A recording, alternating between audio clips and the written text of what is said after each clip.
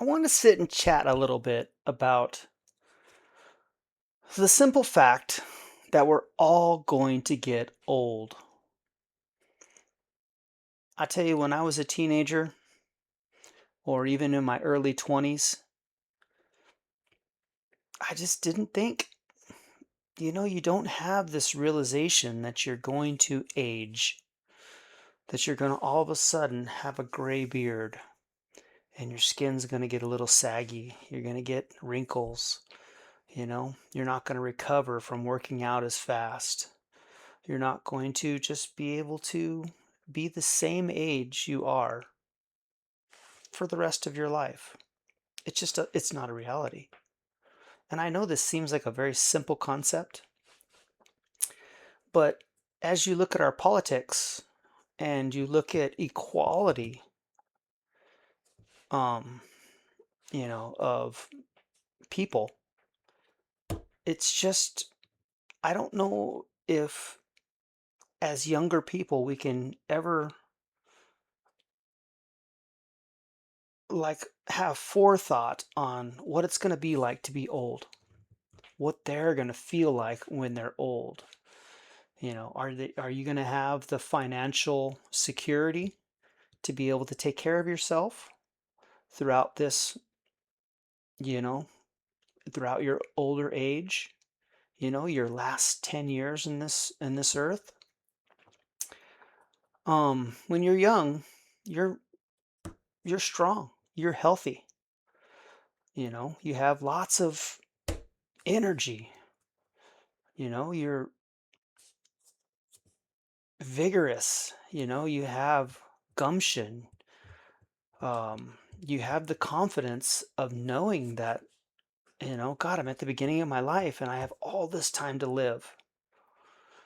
Um, as a human, as you sit and think about, okay, I have 10 more years to live. Well, 10 years is, in relative terms, I mean, is a little bit of time. It's quite a bit of time.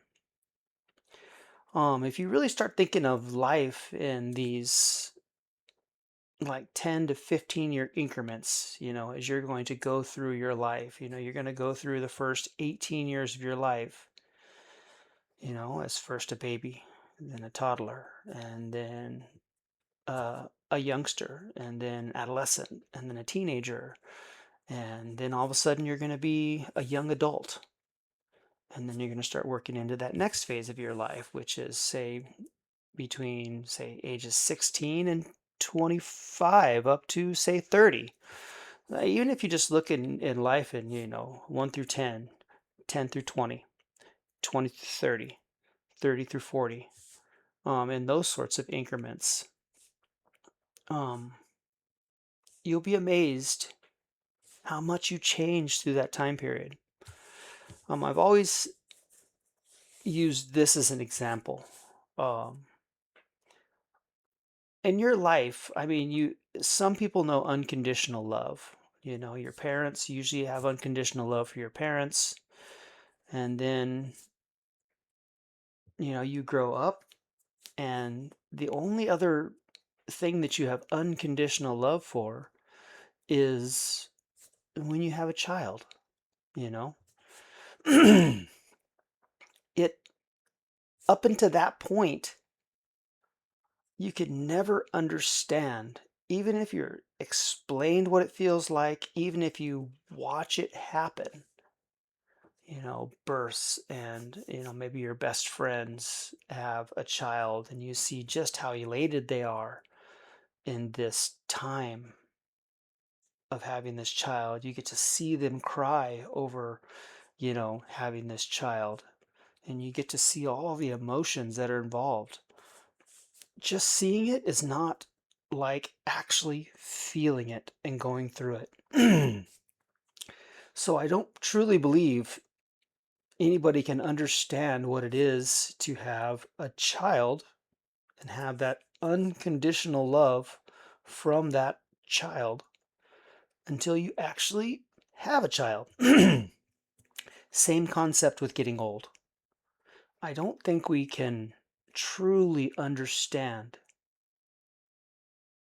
what it's going to be like to be old until we're there. until you start feeling the aches and the pains. Till you get into your 50s and you realize, oh shit, I've lived 50 years and I may or may not have 20 or 30 more years to live. Once you get past that 50 mark in your life, things get a little dicey. All of a sudden you got pains and aches and hemorrhoids and all these weird little things, skin conditions and baldness and grayness and, wrinkles and all the things that take away from that youthful confidence that you had. And I say this more to press my point, and I don't know if I made the point to begin with, and I'm going to make it now. Um, as you age, say you're in your 50s or 60s.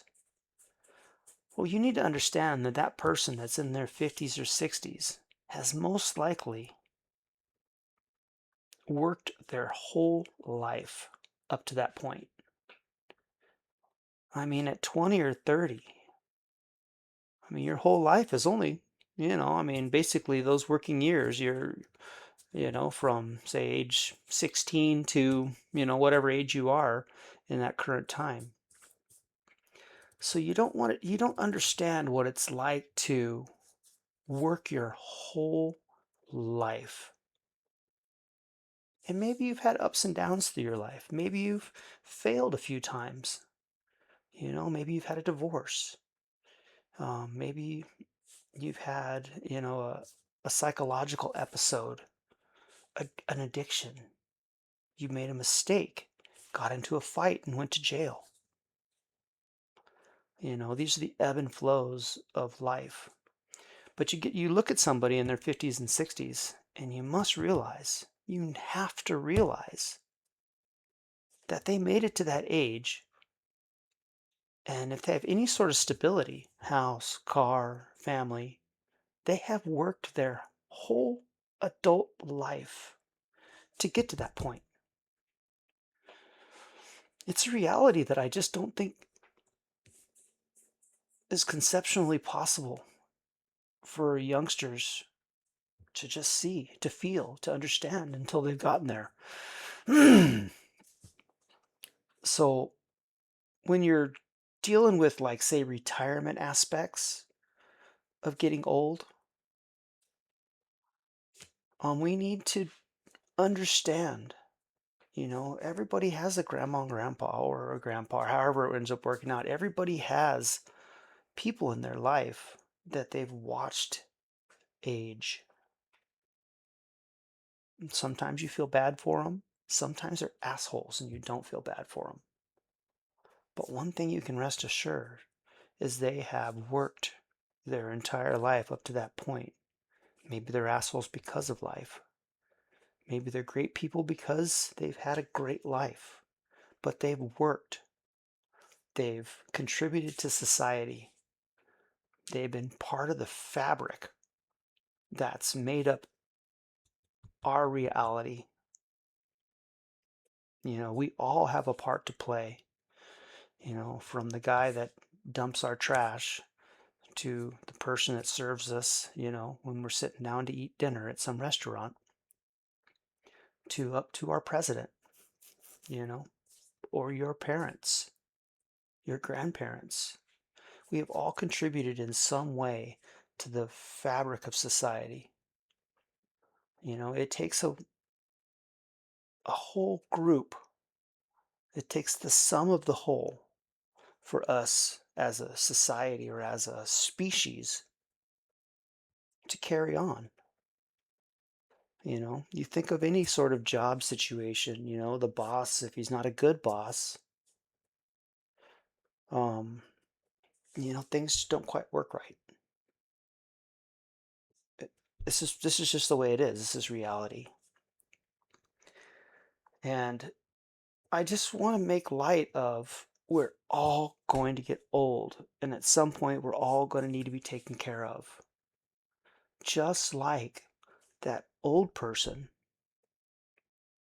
took care of their aspect of life as they aged, their family, their job, whatever their job was, you know, they secured that job and they worked at that job to an end goal, whatever that was, up to their point that they couldn't work anymore.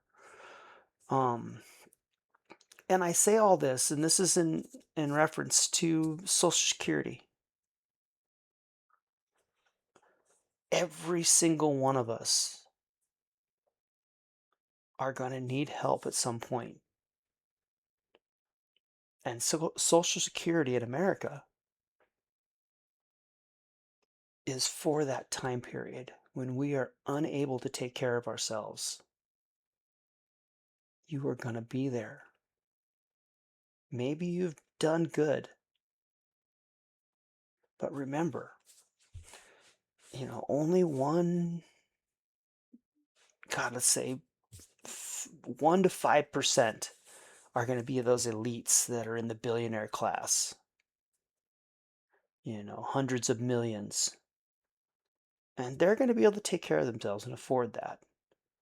And then there's going to be another 20 or 30% of the population that are going to do really, really well, where they're making, they're making millions of dollars. Not quite to the hundreds of millions, but tens of thousands of tens of millions. And then there's going to be that other. So what are we up to? 25% of the people. So what about that other 75% of the population? America has a population of 350 plus million people. Think of that. Think of that number. And let's put that percentage to it. All those other people, then you're going to have, say, they're going to need help. Then you're going to have the next 20 or 30% of the population that are going to be in that, maybe they've made $1 million throughout their whole life, throughout their whole entire life. And then you're going to have, so now we're at